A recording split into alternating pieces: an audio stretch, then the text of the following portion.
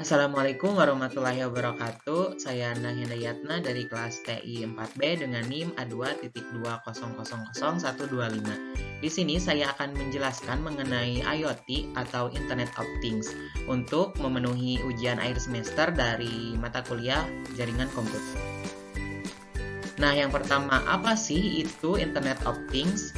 Internet of Things adalah suatu konsep di mana objek tertentu punya kemampuan untuk mentransfer data melalui jaringan internet. Teknologi ini ditemukan pertama kali oleh Kevin Anston pada tahun 1999. Internet of Things terdiri atas dua bagian utama, yaitu internet yang mengatur konektivitas dan things yang berarti objek atau perangkat. Things memiliki kemampuan untuk mengumpulkan, menyimpan, memproses data, dan mengirimkannya ke internet. Konsep dan cara kerja Internet of Things. 3 elemen utama IoT. 1. Perangkat koneksi ke jaringan internet. 2. Cold data center, tempat untuk menyimpan aplikasi dan database. 3. Barang fisik yang dilengkapi modul IoT, gateway, sensor. Cara kerja IoT adalah setiap benda yang terhubung dengan internet bisa diakses kapan saja dan di mana saja.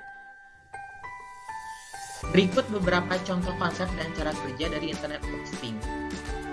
Konsep Internet of Things yang pertama adalah pembuatan colokan listrik pintar. Colokan listrik yang dimiliki dikoneksikan dengan Wi-Fi dan disambungkan dengan barang-barang elektronik seperti lampu atau oven. Jadi, Anda nantinya bisa menghidupkan maupun mematikan sambungan listrik dengan jangkauan internet pada ponsel yang terkoneksi ke colokan listrik tersebut. Dengan cara seperti ini, ketika berada di luar rumah dan lupa mematikan lampu atau barang elektronik, Anda hanya perlu membuka ponsel dan mematikan koneksi listriknya via jarak.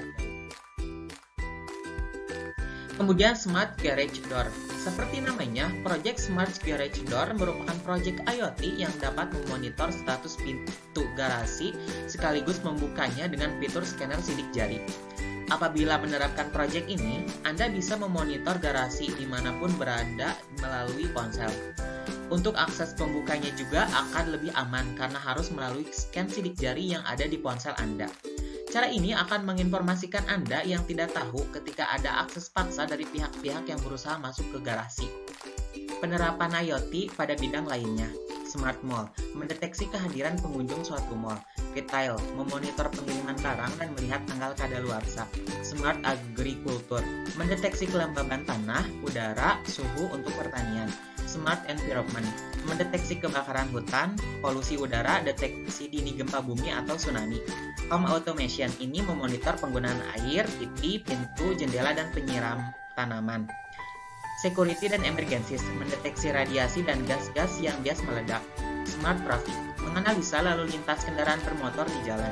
Smart Cities, membantu kelola kota yang efektif melalui sensor secara real-time. Manfaat dari Internet of Things. Yang pertama, pekerjaan yang kita lakukan lebih mudah, cepat, dan efisien. Yang kedua, kita dapat mendeteksi pengguna dimanapun berada. Dari Internet of Things, keamanan. IoT menciptakan ekosistem perangkat yang terhubung secara konstan yang berkomunikasi melalui jaringan. Sistem ini menawarkan sedikit kontrol meski ada tindakan pengamanan. Ini membuat pengguna terpapar berbagai jenis penyerang. Privasi. Kecanggihan IoT menyediakan data pribadi yang substansial secara ekstrim tanpa partisipasi aktif pengguna. Kompleksitas. Beberapa menemukan sistem IoT rumit dalam hal desain, penyebaran, dan pemeliharaan, mengingat penggunaan beberapa teknologi dan seperangkat teknologi baru yang memungkinkan. Fleksibilitas. Banyak yang peduli dengan fleksibilitas sistem IoT agar mudah berintegrasi dengan yang lain.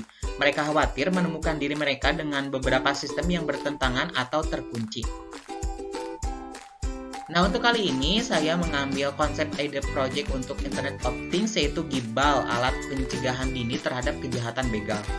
Alat tersebut berupa gelang yang terintegrasi dengan server, di mana gelang akan mengirimkan lokasi dan data detak jantung si pengguna ke server.